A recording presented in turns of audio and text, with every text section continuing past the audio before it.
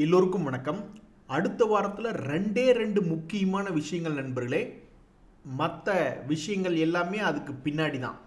என்ன ரெண்டு விஷயங்கள் அப்படின்னா, நம்ம சுமார் மூஞ்சி குமாரை அடுத்த வாரத்தில் பொழக்க போகிறாங்களா இல்லையா அப்படின்ட்டு.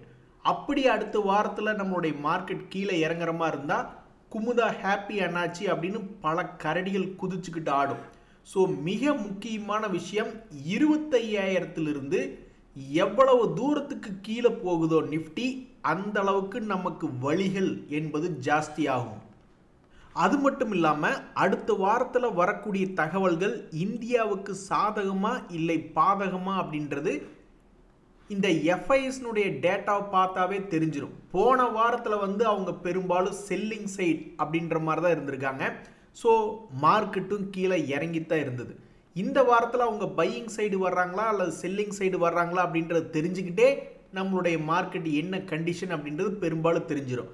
ஸோ இந்த ரெண்டே விஷயம்தான். நிஃப்டி 25,000 தூரமாக எவ்வளவு தூரம் கீழே போகுதோ அவ்வளவுக்கு அவ்வளவு நமக்கு வலிகளும் வேதனைகளும் ஜாஸ்தி. அதே சமயம் இன்வெஸ்ட்மெண்ட் ஆப்பர்ச்சுனிட்டியாக வருமா அப்படின்றதும் ஒரு விஷயம். நண்பர்களே, இந்த நண்பருடைய எக்ஸ்பீரியன்ஸ் பாருங்க. அவர் சொல்றாரு, நான் கொரோனா காலத்திலிருந்தே ஷேர் மார்க்கெட்டில் இருக்கேங்க, சில லட்சங்கள் எஃப்என்டோ மூலியமாக லாஸ் ஆயிடுச்சு. அதுக்கப்புறம் தான் எனக்கு அறிவு மியூச்சுவல் ஃபண்டு தான் பெஸ்ட்டுன்னு அதில் இறங்கிட்டேன். அதில் இப்போ எனக்கு லாபம் தான், ரொம்ப சந்தோஷம், எந்த விதமான ப்ரெஷரும் இல்லை அப்படின்றார். என் இனமோட நீங்கள் அப்படின்ற மாதிரி இந்த நண்பர் எப்படி அவதிப்பட்டிருக்கிறாரா எஃப்என்டோவில், அதே மாதிரி நானும் அவதிப்பட்டிருக்கேன். எனக்கு மியூச்சுவல் ஃபண்டில் சந்தோஷம்தான். ஸோ நிறைய பேர்த்தினுடைய எக்ஸ்பீரியன்ஸ் எப்படி இருக்குது அப்படின்னா, எனக்கு ப்ரெஷர்லாம் ஆகாதுங்க, அதில் போய் கையை கருக்கி விட்டுட்டேன், எஃப்என்டோவில் போய் கையை வச்சேன், கையை கருக்கி விட்டுட்டாங்க அப்படின்னா அதுக்கு உண்டான ஒரே வழி நிவாரண மருந்து என்பது மியூச்சுவல் ஃபண்டுகளில் எஸ்ஐபி மூலியமாக அடைக்கலம் தேடுவது தான் என்பது தான் பல பேர்த்தினுடைய எக்ஸ்பீரியன்ஸாக இருக்குது. இப்போ கூட பாருங்கள், மார்க்கெட் கீழே விழுந்துட்டு மேலே வந்திருக்கு. அப்போ கண்டிப்பாக மியூச்சுவல் ஃபண்டில் எஸ்ஐபி மூலியமாகவோ அல்லது லம்சமாக கீழே எங்காவது இன்வெஸ்ட்மெண்ட் பண்ணியிருக்காங்க அப்படின்னாக்கா அவங்க பெரும்பாலும் 100க்கு 100% மகிழ்ச்சியாக இருக்கிறதுக்கு சான்ஸ் ரொம்ப ரொம்ப அதிகம். அதுவே ட்ரேடிங் அக்கௌண்ட்டில் பார்த்தீங்கன்னா சில பேர்த்துக்கு மிகப்பெரிய லாபம் வந்திருக்கும், சில பேர்த்துக்கு இன்னும் ஏறாமல் கீழே கவுந்து படக்கக்கூடிய பங்குகள் இன்னும் கொஞ்சம் நேரத்தில் நம்ம அதை பார்க்க போகிறோம். மிகப்பெரிய ஒரு பிரபலமான குரூப் கம்பெனி தான், ஆனால் கீழே கிடக்கு. ஸோ அந்த மாதிரியும் மிக்சடான ரியாக்ஷன்ஸ் ட்ரேடிங் அக்கௌண்ட்டில் டைரெக்டாக இருக்கும். பட் மியூச்சுவல் ஃபண்டு சைடு பெரும்பாலும் 100க்கு 100 காப்பாற்றி விட்டுற மாதிரி ஃபீல் பண்ணியிருப்போம். நண்பர்களே, நிறைய பங்குகள் கீழே விழுந்து கிடக்கு. அதில் இந்த கேபிஐடி டெக்னாலஜிஸ் என்ன சமீபத்தில் பண்ணியிருந்தது அப்படின்னு பார்த்தீங்கன்னா, அவனுடைய லோ ப்ரைஸ்லேருந்து ஆல்மோஸ்ட் 40% என்பது ஏறி வந்திருந்தது. அதுக்கப்புறம் இப்போ ஒரு 10% என்பது கீழே இறங்கி ட்ரேட் ஆகிட்டு இருக்கு. அடுத்து வரக்கூடிய நாட்களில் என்ன அப்படின்றது தெரில. பொதுவாக ஸ்டாக் மார்க்கெட்டில் இப்படி பழைய லோவுக்கே விழுந்தா ரொம்ப சந்தோஷம், நிறைய பேர் இருப்பாங்க. ஏன் அப்படின்னாக்கா, எக்குதப்பா திரும்பி பழைய ஹை போச்சுனாக்கா அப்போ அதே மாதிரி ஒரு 40% கிடைக்குமே அப்படின்ற ஒரு ஆனந்தம் தான். அதுக்கு ஒரு இன்னொரு 1.5 மாதம் கூட அல்லது 2 மாதம் கூட நாங்கள் வெயிட் பண்ணிட்டு போகிறோம், கீழே விழுந்துட்டு அப்புறம் மறுபடியும் மேலே போ அப்படின்னு நிறைய பேர் ஆசைப்படுவாங்க. அது நடக்குதா இல்லையா அப்படின்றது தெரில. பட் இப்போதைக்கு இந்த பங்கு என்ன நடந்திருக்கு அப்படின்னு பார்த்தீங்கன்னா, சமீபத்தினுடைய லோ அப்படின்ற மாதிரி ஒரு 10% தன்னுடைய ஹையிலிருந்து கீழே இறங்கி ட்ரேட் ஆகிருக்கு. ஏன் நிறைய பேர் தன்னுடைய சமீபத்தினுடைய ஹையிலிருந்து பழைய லோ விழுகட்டும்னு ஏன் ஆசைப்படுறாங்கன்னா, இப்படி யோசிச்சு பாருங்களேன். மார்ச் மாதத்திலிருந்து ஜூன் மாதத்தில் என்ன நடந்துச்சுன்னு யோசிச்சு பாருங்களேன். இந்த கேபிஐடி டெக்கே யோசிச்சு பாருங்கள். 2025 தொடங்கும் பொழுது அங்கிருந்து நல்லா கீழே விழுந்தான் மார்ச் மாத சமயத்தில். அதுக்கப்புறம் கிட்டத்தட்ட 40% என்பது ரெக்கவரி ஆயிருக்கா. அப்போ இன்னும் 6 மாதம் இருக்குது இந்த வருஷம் முடியறதுக்கு. அப்போ கொஞ்சம் கொஞ்சமாக இந்த 2 மாதம் முடியும் போது, இப்போ ஜூலையில் ரிசல்ட் போயிட்டுருக்கு. ஸோ ஜூலை ரிசல்ட் சீசன் தான், ஆகஸ்ட்டும் ரிசல்ட் சீசன் தான், செப்டம்பர் எண்டு வரைக்கும் கணக்கு வச்சிங்களேன். செப்டம்பர் எண்டு வரைக்கும் எல்லா பங்குகளையும் கீழே பழைய அடிவாரத்துக்கு கொண்டு போயிட்டு கரெக்டாக டிசம்பர் சமயத்தில் மறுபடியும் மேலே தூக்கி விட்டால் எவ்வளவு சந்தோஷமாக இருக்கும் இமேஜின் பண்ணி பாருங்கள். அதனால தான் பல பேர் பல பங்குகள் ஒரு 30-40% கிராஷ் ஆகட்டும்னு ஆண்டவனை பிரார்த்தனை பண்ணிக்கிட்டு இருக்காங்க. இப்போ ஏற்கனவே இப்படி பல பங்குகள் 70-80% இறங்கினப்ப நிறைய பேர் என்ன பண்ணாங்க, ஒன்றுமே பண்ணல. அவங்க என்ன மேலே சின்ன லாஸாக இருக்கும்போது ஸ்டாப் லாஸ் போட்டால் வெளியே வந்தாங்க, கையில் வச்சுக்கிட்டே தான் இருந்தாங்க. அதுக்கப்புறம் மேலே வந்துச்சு. ஸோ அந்த லாஸ் ஆகிறவங்கள பற்றி நம்ம யோசிக்க வேண்டியதில்லை. ஸ்டாக் மார்க்கெட்டில் அவங்க பல பேர் லாஸ் ஆனால் அதை ஃபாலிங் நைஃபாக இருந்தாலும் கையில் பிடிச்சிக்கிட்டே தான் உட்காந்துருக்க போகிறாங்க.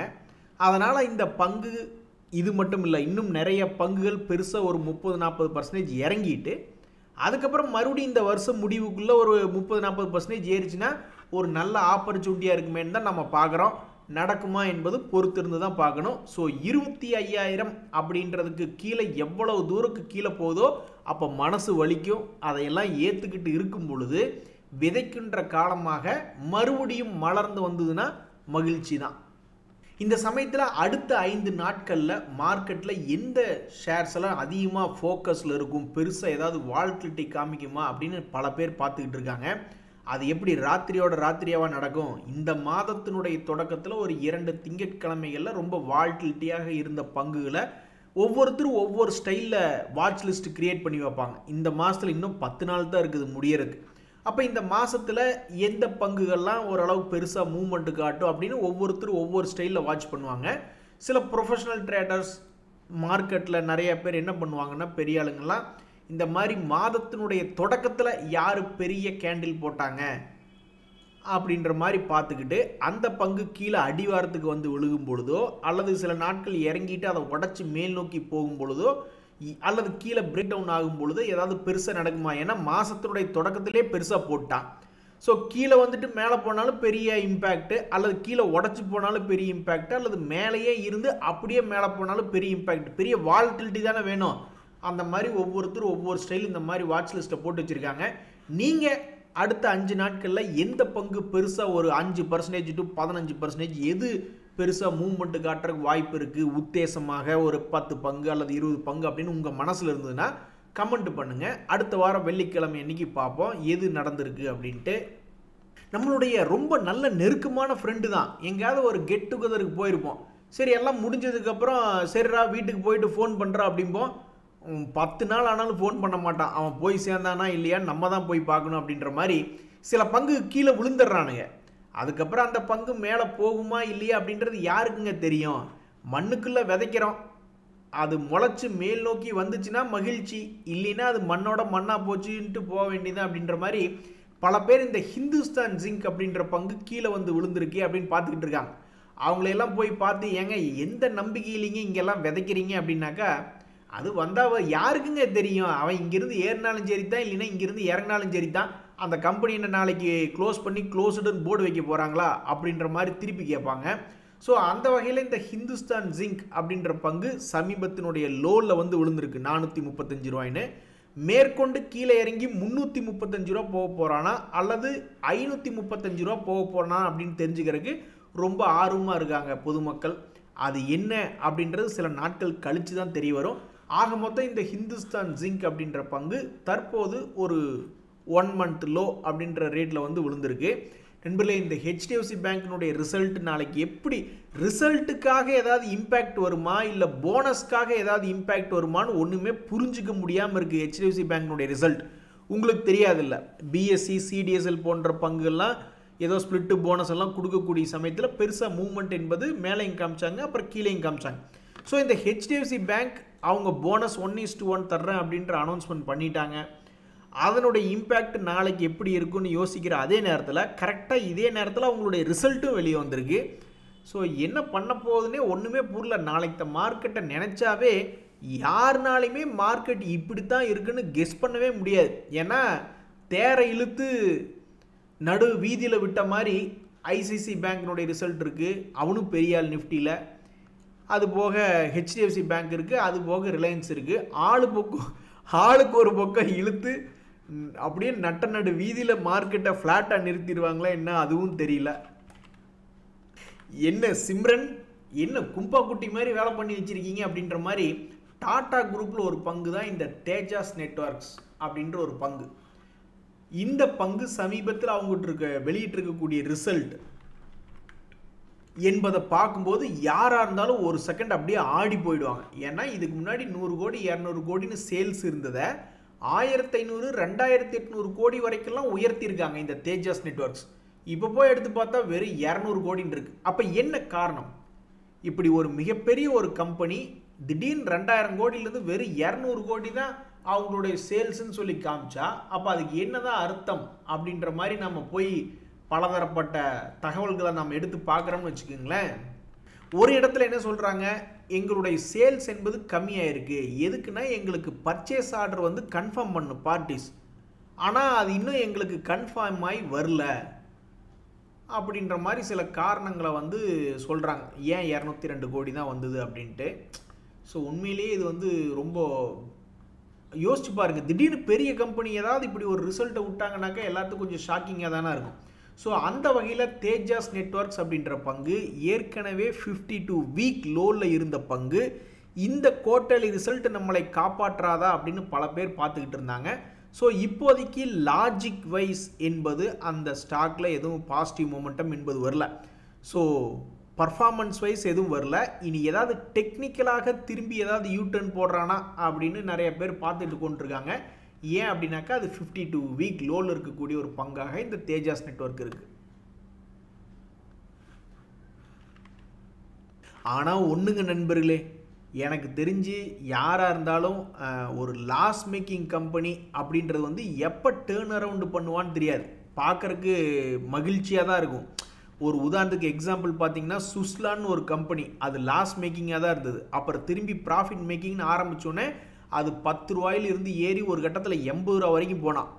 ஸோ ஒரு பங்கு லாஸ் மேக்கிங்கில் இருக்குது, மைனஸில் ரிப்போர்ட் பண்ணிக்கிட்டு இருக்கான் அப்படின்னா அது எப்பாவது ஒருக்கா ப்ராஃபிட் திரும்பி காட்டுதோ அப்படின்னு நினச்சிட்டு நிறைய பேர் கையில் பணம் ரொம்ப குறைவாக இருக்கிறவங்க கூட போய் டக்குன்னு ஏதாவது பொசிஷன் எடுத்து வச்சுக்கிட்டாங்கன்னு வச்சிங்களேன். அப்போ ஏற்கனவே மைனஸ் ரிசல்ட், மறுபடியும் மைனஸ் ரிசல்ட் கொடுத்தானா அந்த பணம் பூரா லாக் ஆகிடும்ல, அப்படி என்ன அர்ஜென்ட்டு அப்படின்னு மாதிரி தான் நிறைய பேர் நினைப்பாங்க. அவன் எவ்வளவு டைம் கொடுக்குறான் பாருங்க, 10 ரூபாயிலிருந்து 85 ரூபா நேர்கோட்டில் வந்துருச்சா சுஸ்லான்னு.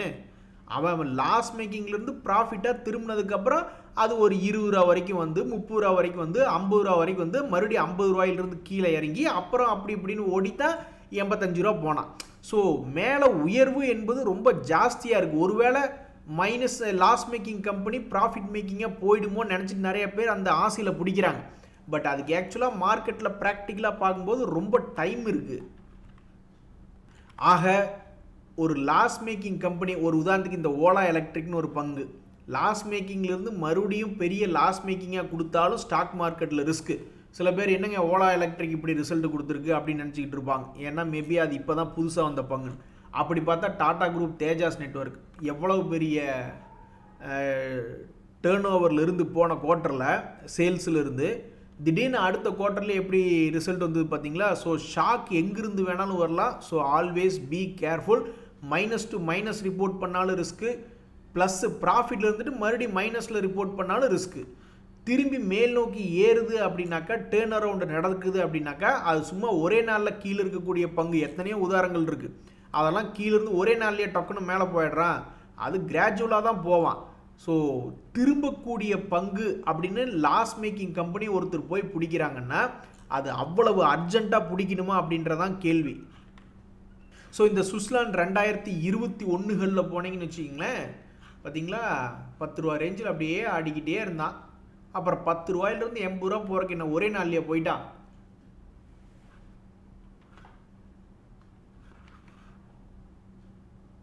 நண்பர்களே, இந்த ஜிண்டால்ஸா அப்படின்ற ஒரு பங்கு, இவனுடைய சமீபத்தினுடைய குவார்ட்டர்லி ரிசல்ட் பார்க்குறதுக்கு நிறைய பேர் ஆர்வமாக இருக்காங்க. ஏன் அப்படின்னாக்கா இந்த மார்ச் மாதத்தில் 87 கோடி என்பது தான் அவங்க வெளியிட்டிருந்த ரிசல்ட். இதுக்கு முன்னாடியெல்லாம் பார்த்தீங்கன்னா ஸ்டாண்டர்டாக ஒரு 200 கோடி 400 கோடி 500 கோடி வரைக்கெல்லாம் ஹையஸ்ட்டாக ரிப்போர்ட் பண்ணியிருக்காங்க. ஸோ சேல்ஸ் என்பது போன முறை பெருசாக குறையில, 5047 கோடி சேல்ஸ் என்பது இருந்துக்கிட்டு தான் இருந்திருக்கு. ஸோ அடுத்து வரக்கூடிய ரிசல்ட் எப்படியாவது ஒரு 200-300 கோடி காமிப்பானா இந்த ஜிண்டால்ஸா அப்படின்னு நிறைய பேர் பார்த்துட்ருக்காங்க. ஏன் அப்படின்னா இந்த ஜிண்டால்ஸாவும் ஒரு 52 வீக் லோவில் ட்ரேட் ஆகி கொண்டு இருக்கக்கூடிய ஒரு பங்கு. ஸோ இவன் என்ன பண்ண போகிறான் அடுத்த ரிசல்ட்டில் அப்படின்னு பார்க்குறக்கு ரொம்ப ஆர்வமாக இருக்குது. நண்பர்களே, இப்போல்லாம் பார்த்தீங்களா யாரும் பயப்படவே இல்லை. போன தடவை கூட பல பேர் விற்றுட்டு ஓடிருங்க, அவ்வளோதான் நீங்கள்லாம் முடிஞ்சிங்க அப்படின்ற மாதிரிலாம் மார்க்கெட் கீழே இருக்கும்போது பயப்படுத்தி விட்டுட்டு பல பேர்த்த ஓட விட்ட பெருமை பல பேர்த்துக்கு சாருன்னு வச்சிங்களேன். ஒரு கான்ஃபிடென்ஸே இல்லாமல் பேச வேண்டியது. ஸோ அந்த வகையில் கீழே போயிட்டு அப்புறம் கடைசியில் பார்த்தா ஒவ்வொருத்தருனுடைய போர்ட்ஃபோலியோ கிட்டத்தட்ட 20 சும்மா நிஜம் நீங்கள் உங்களை நீங்களே பரிசோதனை பண்ணிங்க. போன மார்ச்சில் கீழே விழுந்தது ஒரு குறைஞ்சது 20 to 50% மேலே போர்ட்ஃபோலியோ ரெக்கவரி ஆகிட்டு வந்திருக்கு. அப்போ இதை பயந்துட்டு மற்றவங்க பேச்சை கேட்டுட்டு வித்துட்டு ஓடி இருந்தாங்கன்னு வச்சிங்களேன், ஷார்ட் டைம் ட்ரேடர் ஆகட்டும் அல்லது லாங் டைம் ட்ரேடர் ஆகட்டும், அவங்கவுங்க முடிவு அவங்கவுங்க தான் எடுக்கணும். ஸோ அந்த நேரத்தில் யாராவது பயந்துட்டு விற்றுருந்தா எவ்வளோ பெரிய லாஸ் பாருங்கள். ஒரு நண்பர் சொல்கிறாரு, சூப்பராக சொல்கிறாரு பாருங்கள், நல்ல எக்ஸ்பீரியன்ஸ் அவருக்கு.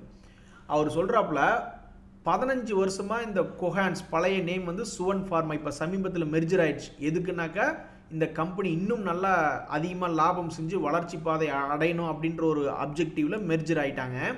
இப்போ கொஹன்ஸ் அப்படின்ற பேரில் இருக்கக்கூடிய ஷேர் வந்து 1032 ரூபாய்க்கு நான் 400 ஷேரை பயந்து போய் விற்றுட்டேன். ஏன்னு கேளுங்க, இந்த ட்ரம்ப் அவர்களை பார்த்தாவே மார்க்கெட் டான்ஸ் ஆடுது. அப்போ இவர் ஏதாவது ஒரு ஃபார்மாசூட்டிக்கல் கம்பெனிஸ்க்கு என் தேவை நான் பண்ணி விட்டு என்ன பண்ணுறேன்னு சொல்லிட்டு நான் ப்ராஃபிட்டை புக் பண்ணிட்டேன். ஆனால் அப்படி நான் பயப்படாமல் இன்னும் ஒரு 3 நாள் மட்டும் நான் வச்சுருந்து விற்றுருந்தாக்கா இன்னும் 1 லட்சம் கிடைச்சிருக்கும் அப்படின்ற மாதிரி சொல்லாப்புல. ஸோ இப்போதைக்கு நம்ம ரீட்டைல் ட்ரேடர்ஸ் என்ன பண்ணியிருக்காங்கன்னா, லாஸில் கொடுத்துட்டுற மாதிரி பயப்படுற ஆட்கள் ரொம்ப குறைஞ்சி லாபத்தில் கொடுத்துட்டு லாபத்தில் கொடுத்ததுக்கப்புறம் மேலே போகுது, சரி பரவாயில்ல போயிட்டு போகுது அப்படின்ற மனநிலைமைக்கு வந்துவிட்ட ஆட்கள் தான் இப்போ அதிகம். ஸோ இனிமேல் சாதாரணமாக வந்து நம்மக்கிட்ட இன்வெஸ்ட்மெண்ட் சைடு ஆப்ஷன் ட்ரேடிங்கில் இன்னும் போய் நம்மளால் நிறைய பேர் கையை கருக்கு தான் போகிறாங்க, அந்த பணத்தை வெளிநாட்டுக்காரன் தூக்கிட்டு ஓட தான் போகிறான். பட் இன்வெஸ்ட்மெண்ட் சைடு இனிமேல் எங்களை பயமுறுத்தி உன்னால் மீன் பிடிக்க முடியாது, ஆனால் ஏற்கனவே இறங்கிட்டு போகுது அப்படின்ற மென்டாலிட்டிக்கு வந்துட்டாங்க. நல்ல ஒரு டிஃப்ரென்ஸ் தெரிஞ்சுங்க. அந்த காலத்துலேயும் நான் டீலராக வேலை பார்த்துட்டு இருந்தப்போலாம் இந்த மாதிரி கீழே இறங்குறப்ப லாஸில் பயத்துட்டு விற்றவங்க நிறைய பேர் இருக்காங்க. ஆனால் இந்த முறை வந்து லாஸ்ட்டில் கீழே இறங்கும்போது பயப்படுற ஆட்கள் ரொம்ப கம்மி, ஏவரேஜ் பண்ணக்கூடிய ஆட்கள் அதிகமாயிட்டாங்க. அதுக்கு மிக முக்கியமான காரணம் பணப்புழக்கம் அதிகமாயிடுச்சா, எல்லாரும் நிறைய பேர் இப்போ 50,000 1 லட்சம் அப்படி சம்பாதிக்கிறதுனாலையா, உள்ள கேஷ் ஃப்ளோ என்பது வர்றதுனாலையா? முதல்லாம் உண்மையிலே சிரமம் தான். நிறைய பேர்த்துக்கு பெருசாக சம்பளமே அப்போல்லாம் ஒரு 15,000 20,000 அப்படின்ற மாதிரி தான் ஏவரேஜாக இருந்தது. அது ஒரு காரணமாக இல்லை, எல்லாத்துக்குமே தெரிஞ்சிருச்சு, அட ஷேர் மார்க்கெட்டுன்றது என்ன இறங்கி ஏறுறது அவ்வளவு தானே, அட இறங்கிட்டு போகுது போ அப்படின்ற மாதிரியான மென்டாலிட்டிக்கு வந்துட்டாங்களா என்னன்றது பொறுத்திருந்து தான் பார்க்கணும். அளவு ஒன்றும் இல்லை, நான் பழக்க தோஷத்தில் சொல்லிட்டேன், பொறுத்திருந்து தான் பார்க்கணுன்ட்டு. உண்மையிலேயே அந்த மாதிரி மேபி கேஷ் ஃப்ளோ நம்ம நாடு பணப்புழக்கம் என்பது மேபி அதிகமாக இருக்குது. அதுவும் இல்லாமல் எல்லாத்துக்குமே இந்த கேம் ஷேர் மார்க்கெட்டினுடைய கேம் தெரிஞ்சிருச்சு. ஸோ இனி எதிர்காலத்தில் நம்ம கிட்டேருந்து பணம் போகுது அப்படின்னா ஒன்லி ட்ரேடிங் சைடு தான் அதிகமாக போகிறதுக்கு வாய்ப்பு. மியூச்சுவல் ஃபண்டுகளில் எஸ்ஐபி மூலியமாகவோ அல்லது இன்வெஸ்ட்மெண்ட்டு நல்ல பங்குகளை தேர்ந்தெடுத்து டைரக்ட் ட்ரேடிங் அக்கௌண்ட்டில் கொஞ்சம் கொஞ்சமாக இன்வெஸ்ட்மெண்ட் பண்ணி லாங் டேர்ம் பண்ணும் பொழுதோ பணம் போகாது அப்படின்றது நிறையா பேர் புரிஞ்சுக்கிட்டாங்க அப்படின்றதான் தற்போதைய முதலீட்டாளர்களுடைய செயல்கள் காட்டுது. யப்பா, இன்னொரு நண்பர் போட்டிருக்காரு பாருங்க கமெண்ட், ஏங்க நம்ம எல்லாருமே என்னங்க நினைக்கிறோம், மைண்டில் வந்து நம்ம மிடில் கிளாஸு அல்லது லோயர் மிடில் கிளாஸ் அல்லது அப்புறம் எல்லாருமே என்ன நினைக்கிறோம், மாதம் 1 லட்சம், ஏன்னா பெருசாக மாதம் ஒரு 2-3 லட்ச ரூபா சம்பளம் வாங்குறவங்களும் என்ன பண்ணுறாங்க, ஏதாவது ஃப்ளாட்டை வாங்கி போட்டு வீட்டை வாங்கி போட்டு வாடகை ஒரு சைடு இன்கமாக 1 லட்ச ரூபா வருதா அப்படின்ற மாதிரி தான் பார்க்குறாங்க. ஸோ அந்த 1 லட்சம் அப்படின்றதா மேஜிக் நம்பர், மாதமான நம்மளுக்கு ஏதாவது ஒரு வகையில் 1 லட்ச ரூபா வரணும். அதுக்கு இந்த நண்பர் பாருங்க எப்படி ஒரு அருமையான தகவல் அவருடைய எக்ஸ்பீரியன்ஸை ஷேர் பண்ணுறாரு பாருங்க. நான் வந்து சாதாரண ஒரு சம்பளம் வாங்கக்கூடிய ஆள் தாங்க. முதல்ல நான் என்ன திட்டம் போட்டேன்னாக்கா, சம்பளம் வந்தது போக வேற ஒரு நிலையான வருமானம் வரணும், அதனால கிடைக்கிற பணத்தை எல்லாம் பேங்க்ல எஃப்டியில் போட்டிருக்காரு பாருங்க. இவர் எஃப்என்டோ ட்ரேடிங்கோ அல்ல ஸ்டாக் ரிஸ்கான ஸ்டாக்ஸ்லேயும் எதுலையும் போடல, எஃப்டியில் போட ஆரம்பிச்சிருக்காரு. ஸோ எஃப்டியில் போட்டாவே அந்த கீழே லாஸுங்கிறதே கிடையாது, மைனஸை வந்து லாக் பண்ணிடுறாங்க. அதுக்கப்புறம் அது ஒன்லி ப்ளஸ் மட்டும்தான். அதில் பணம் வர ஆரம்பிச்சுது. அந்த வர்ற பணத்தை எடுத்து மறுபடியும் நான் முதலீடு பண்ணிக்கிட்டே இருந்தேன். இப்போ எனக்கு மாதமான 75,000 ரூபா வருது அப்படின்றாரு. இதுக்கு அவருக்கு பல காலம் என்பது ஆயிருக்கு. இப்போ வந்து இன்னும் கொஞ்சம் அக்ரெசிவாக, இப்போ தான் பேங்க் எஃப்டிலாம் ரேட்டு கம்மி ஆயிடுச்சுல, அதனால் வேறு ஏதாவது பாண்டுகள் ஏதாவது கிடைக்குமா அப்படின்ற மாதிரி பாட்டுருக்காரு. இதுக்கு ரொம்ப டைம் எடுத்திருக்காரு. ஆமாம், அப்புறம் சும்மா வருவாளா சுமாரி அப்படின்ற மாதிரி ஒரு பம்மல் கே சம்பந்தம் நினைக்கிறேன், அந்த படத்தில் ஒரு டயலாக் வரும். அது மாதிரி எதுவுமே சின்னதாங்க நம்ம பில்ட் பண்ணணும். பார்க்கறக்கு சிலர்லாம் சிரிப்பாங்க, என்னப்பா ஒரு மாதத்துக்கு 5,000 10,000 தான் எஸ்ஐபி போட்டுக்கிட்டு இருக்கியா அப்படின்ட்டு. ஆமாம், ஒரு மாதத்துக்கு 15,000 ரூபா போட்டோம்னாக்கா 4 வருஷத்துக்கு அப்புறம் கணக்கு என்னாச்சு? சரி, போட்ட பணம் வருஷமானா ஒரு 15 to 30% growth ஆகிட்டே இருந்த போட்ட பணமெல்லாம் growth ஆச்சுன்னா என்னாச்சு? சரி, வந்த லாபத்தை எடுத்து மறுபடியும் ரீஇன்வெஸ்ட்மெண்ட் பண்ணிட்டே வந்துட்டு இருந்தோம்னா என்னாச்சு? சிறுதுளி பெருவெள்ளம் அப்படின்றது வந்து நம்ம மனசுல பச்சை குத்தி வச்சுக்கணும். யாராவது நம்மளை பார்த்து என்னப்பா மாதம் ஒரு 15,000 20,000 தான் எஸ்ஐபி போடுறே அப்படின்னாக்கா, ஸ்டாக் மார்க்கெட்டில் இன்வெஸ்ட்மெண்ட் டைரெக்டாக அதாவது ஷேர்ஸ் நீ வாங்கிட்டு இருக்க வெறும் 20-30,000 தான் வாங்குறியா அப்படின்னாக்கா, சரிப்பா எதாக இருந்தாலும் 10 வருஷம் கழிச்சு வந்து பேசு, அப்போ பாரு எங்களுடைய பவர் அப்படின்ற மாதிரி சொல்லி அமைதியாகிக்கணும். யாராவது சொல்கிறாங்க தூண்டி விடுறாங்க அப்படின்னு சொல்லிக்கிட்டு நீங்கள் போய் இருக்கிற பணத்தை கொண்டு போய் வேகமாக சம்பாதிக்கணும்னு எங்கேயாவது ட்ரேடிங்கில் போனீங்கன்னாக்கா அவன் நினச்சிக்கிட்டு வந்த வேலையை கரெக்டாக செஞ்சுட்டான்னு அர்த்தம். நம்ம தலையில் துண்டை போட்டு விடணும்னு நினச்சிட்டு வந்திருப்பான். நம்ம அதாவது சரி, வீடியோ லென்த் ரொம்ப அதிகமாக போகுது. இந்த சைக்காலஜிக்கல் ஃபேக்டரை நம்ம நாளைக்கு பேசுவோம். நன்றி, வணக்கம்.